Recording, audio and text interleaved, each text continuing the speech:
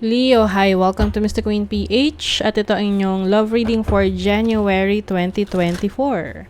This is a general reading, just take what resonates. Watch your Sun, Moon, Rising, Venus for other messages and thank you sa lahat ng mga sumusuporta dito sa ating channel. Just a reminder, gamitin nyo lamang ang reading na to bilang gabay and pa-follow, like na rin ang ating Facebook at TikTok. Lahat po yan, Mr. Queen PH. And please check out my Shopee. Available ang mga protection and prosperity items, bracelets, zodiac sign bracelets, and many more. Link on the description. Okay, let us see, Leo, what's up for your January love life. Ace of Cups. May nagpapakilig sa inyo ngayon. A new beginning. Love offer, may communication. Ano to, nagsisimula ng, pwedeng nagkakaroon na ng attraction through messages. May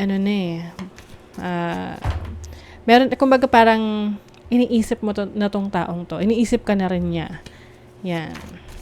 Mga nasa new connection ngayon. You have the Eight of Cups. Maaring iba sa inyo, umalis kayo sa isang relationship recently and now you are, pwede kasi hindi ka naman naghahanap ng karelasyon, no? Pero merong opportunity for a new relationship sa paligid. O, di ba? You have the Three of Swords. Kasi some of you, maaring nagkaroon ng separation. It was a very painful ending, no, para sa iba sa inyo.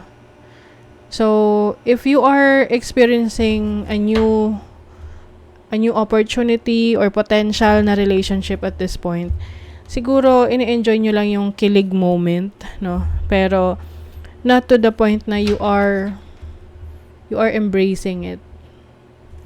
Nandun ka pa sa point na tinitingnan mo lang, pinagmamasdan mo, or ang tawag dyan, hindi lang pinagmamasdan tinitingnan mo yung sarili mo, kung ano yung magiging reaction mo moving forward. Merong nagkakaroon ng interest, but you're not sure about what to feel. I'm going through physical, emotional ascension symptoms. I need space to rest, o diba? But from a higher perspective, I'm releasing old energy. Ayun na nga. So, you are enjoying your growth at this time. You are starting all over again. You are releasing the old energy. So, yun na nga. Nire-release mo na. Tumatalikod ka na dun sa mga bagay, sitwasyon, relationship na nagbigay sa'yo ng pain in the past. The planets are activating us to heal and bringing us closer together, surrender to the changes. Oh, so possible that this person na nagiging malapit sa'yo ngayon ay parang padala siya ng universe sa'yo, no? This person might help you heal. Oo, tutulungan ka ng tao na to na maghilom from your past. It doesn't mean na, gagamitin mo yung taong to for you to heal. But I think meron siyang maitutulong, no? Para mas makilala mo yung sarili mo, mas ma-appreciate mo yung sarili mo, at makarecover ka from a past relationship. Sometimes I feel like you're speaking to me in my head. At times, it triggers me because I wonder how much you can see into me. Oh. So some of you, itong person na to that you are dealing with right now, medyo mahiwaga or medyo weird yung feeling mo sa kanya. Kasi it seems na this person knows a lot about you. Or parang feeling mo, matagal na kayong magkakilala. Kasi maraming mga bagay na common sa inyo at magaan yung loob mo sa kanya. Love like ours can change the world.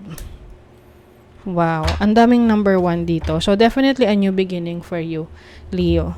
Pagdating sa relationship, You might be opening up with someone. Pagkatapos mong finally i-let go, i-release yung energy ng past. Where's this connection going? Wow, 10 of Cups.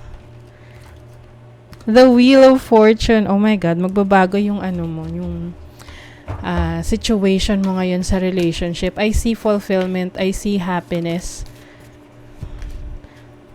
You have the 5 of Cups. I think you realize, nare-realize mo na rito kung ano yung bagay na meron ka pa.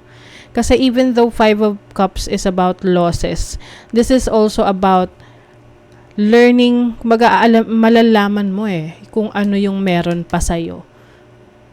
Kung ano yung natira sa'yo na you can use moving forward. Speaking of moving forward, my Wheel of Fortune. You are embracing your destiny. You are realizing na meron ka lang mawala sa buhay mo, i-let go, i-release, para ma-experience mo yung happiness, yung love na gusto mo. Hindi naman to yung tipong basta-basta na lang, na mabilis na proseso. It's going to be a slow process for you. Dahil hindi naman madali yung naging experience mo in the past na ganun na lang para pumasok ka ulit sa isang relationship. You're going to take it slow. But I see that this person ay divinely guided tong connection na to Be willing to accept support. Yes, if there are some people na pinagkakatiwalaan mo about your feelings, pagdating sa paghingi ng mga advice, so don't hesitate to ask for an advice, for help.